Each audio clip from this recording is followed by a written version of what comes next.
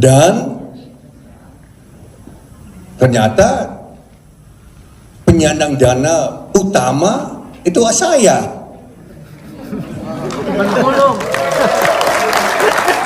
Pak Jokowi sering datang ke kantor saya, sering datang ke kantor saya waktu itu, minta dukungan, ya 6 miliar rupiah, 1 miliar rupiah, 19 miliar rupiah. Yes, itu benar, ada catatan semua, dan saya dokumentasi semua. Minta dukungan, ya enggak? Setoran beliau dan saya bikin rekening gabungan Jokowi Ahok yang saya bikin di cabang Bank Mandiri di Mid Plaza. Kalau mau lihat ada, saya bikin. Dan setoran pertama 1 miliar itu dari saya. Karena beliau bilang beliau tidak ada uang. Itu kenyataan. Ya. Dan seterusnya dan seterusnya dan seterusnya. Kalau orang baik tidak mau masuk ke ranah politik yang betul kotor, berdosa, jahat, penuh dengan korupsi. Saya selama 15 tahun di bidang politik ditipu terus-menerus. Dibohongi terus-menerus. Saya pribadi, apalagi kakak saya.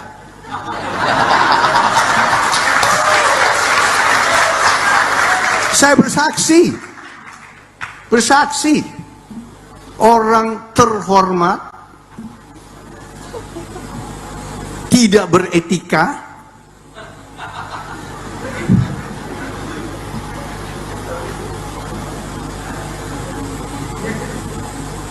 menipu dan berbohong terus.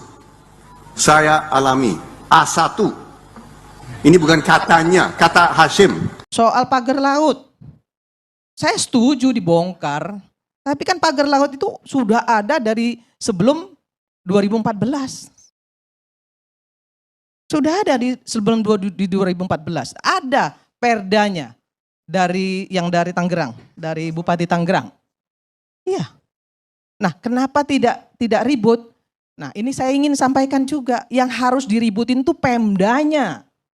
Karena otonomi daerah itu menyatakan bahwa Pemdanya yang harus bertanggung jawab. Enggak semuanya harus pemerintah pusat. Pemdanya yang ngaco. Ya Pemdanya yang harus dimintai pertanggungjawaban. Dasar. Kepentingan siapa sebetulnya yang mengakibatkan laut itu dipagari? Memang soal yang sifatnya politis di era Pak Jokowi itu yang jadi sasaran investigasi sekarang kan. Mau menterinya AHY atau siapapun, tetapi orang tetap ingin tahu perintah siapa yang memungkinkan hal yang melanggar hukum itu dilakukan oleh PIK 2. Pertanyaannya begitu sebetulnya kan. Dan orang akhirnya mesti dapat semacam kepastian siapa yang bertanggung jawab di situ. Ya para menteri tentu mengeluarkan sertifikat, mengeluarkan HGB segala macam. Tetapi selalu di belakang aspek administrasi itu ada untung rugi yang mesti dikalkulasi. Ruginya udah ketahuan, yaitu merusak lingkungan, mengabaikan hak-hak rakyat, tapi untungnya ada tiba di mana? Tiba pada korporasi, ya dengan sendirinya tiba pada korporasi. Tetapi korporasi ini melayani siapa sebetulnya tuh? Jadi itu pertanyaan mendasar di kita. Ya hiruk pikuk masih akan berlanjut, tapi orang ingin lihat apakah ada semacam indikasi awal bahwa pagar itu semacam prasyarat untuk memperluas penguasaan lahan di situ. Oke. Di belakang itu ada pertanyaan lebih mendasar tuh. Kira-kira kong kaling kong siapa dengan siapa yang menyebabkan pagar itu akhirnya tumbuh lalu dirobohkan tuh. Rahasia umum lagi. Lura-lura tahu, orang Kohot tahu, yakin siapa pelakunya. Orang Serang aja tahu. Tahu semua. Bupati tahu. Enggak tahu pura-pura, enggak mungkin enggak tahu. Gitu. Kalau saya sebutin di sini, nanti saya dituntut undang-undang IT nanti. para pengulas kritis mulai mempertanyakan di belakang pagar itu jangan-jangan ada kepentingan dinasti Jokowi. Kan itu pertanyaan yang umum aja. Karena orang mau tahu kenapa di era Pak Jokowi pagar itu dibuat, kenapa sebelum Pak Jokowi lengser HGB itu diterbitkan. Jadi kelihatannya itu akan jadi sasaran penelitian. Kan mestinya mudah sekali tuh mereka yang aparat, kejaksaan, polisi, KPK itu kan bisa mulai memberi semacam keterangan awal, entah itu sifatnya penelitian, penyidikan. Tapi rakyat ingin ada kejelasan yang bertanggung jawab siapa, yang diuntungkan siapa, yang dirugikan siapa.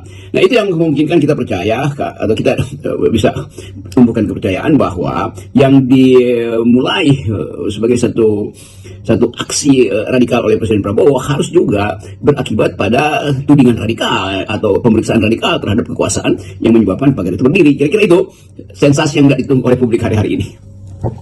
Terkait komentar Jokowi lagi, orang Korengan aja Jokowi yang salah gitu ya. Saya heran gitu loh. Ya orang Panuan, orang Korengan, Jokowi yang salah. Nah, saya mau kasih tahu gini, Jokowi itu hebat. Bagi saya dia presiden yang sangat hebat. Kenapa? Presiden sipil, orang sipil bisa jadi presiden Republik Indonesia 2 periode. Itu luar biasa, belum ada di Indonesia. Seseorang berpikir apapun itu tergantung sumbernya, ya kan? Kalau sumber pengetahuannya keruh, maka pengetahuannya akan keruh.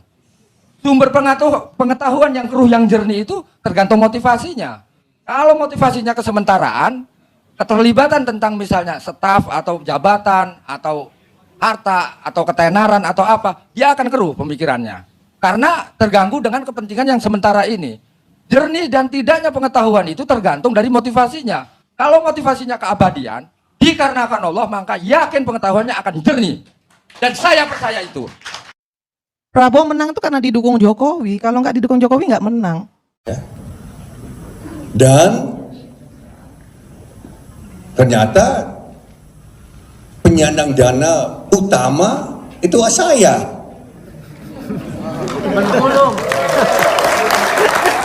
Pak Jokowi sering datang ke kantor saya, sering datang ke kantor saya waktu itu, minta dukungan, ya 6 miliar rupiah, 1 miliar rupiah, 19 miliar rupiah. Yes, itu benar kok, ada catatan semua, kan saya dokumentasi semua. Minta dukungan, ya enggak? Setoran beliau dan saya bikin rekening gabungan Jokowi Ahok yang saya bikin di cabang Bank Mandiri di Mid Plaza. Kalau mau lihat ada, saya bikin. Dan setoran pertama 1 miliar itu dari saya. Karena beliau bilang beliau tidak ada uang. Itu kenyataan. Ya. Dan seterusnya dan seterusnya dan seterusnya. Kalau orang baik tidak mau masuk ke ranah politik yang betul kotor, berdosa, jahat, penuh dengan korupsi. Saya selama 15 tahun di bidang politik ditipu terus-menerus. Dibohongi terus-menerus. Saya pribadi, apalagi kakak saya.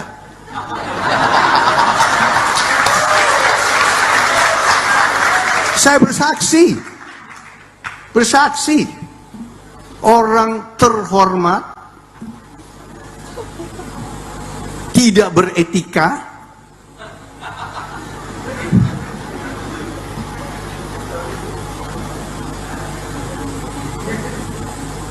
menipu dan berbohong terus.